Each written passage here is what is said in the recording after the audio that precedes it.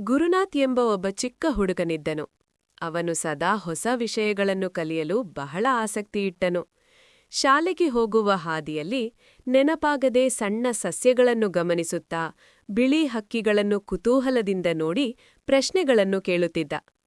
ಒಂದು ದಿನ ಗುರುನಾಥ್ ಗುರುಜಿ ಅವರ ಬಳಿ ಕೇಳಿದನು, ಗುರುಜಿ, ನಾನು ವಿಜ್ಞಾನಿಯಾಗಿ ದೊಡ್ಡ ಕೆಲಸ ಮಾಡಬಹುದು ಎಂದು ನಂಬಬಹುದೇ?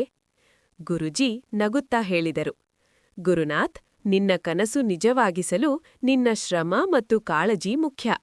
ಪ್ರತಿದಿನ ಹೊಸದನ್ನು ಕಲಿಯು, ಪ್ರಯತ್ನ ಮಾಡುವುದನ್ನು ಬಿಡಬೇಡ. ಗುರುನಾಥ್ ದಿನವೂ ಪಾಠಕ್ಕೆ ಗಮನವಿಟ್ಟು ಪ್ರಯೋಗ ಮಾಡಿ ಪ್ರಶ್ನೆ ಕೇಳುತ್ತಿದ್ದ.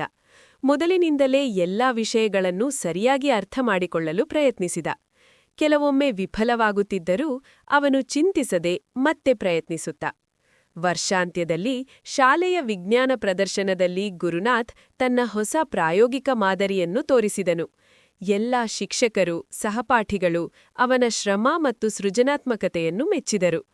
ಗುರುನಾಥ್ ಕಲಿತ ಪಾಠ: ವಿಜ್ಞಾನದಲ್ಲಿ ಯಶಸ್ಸು ಪಡೆಯಲು ನಂಬಿಕೆ, ಪರಿಶ್ರಮ ಮತ್ತು ಕೌತುಕ ಮುಖ್ಯ.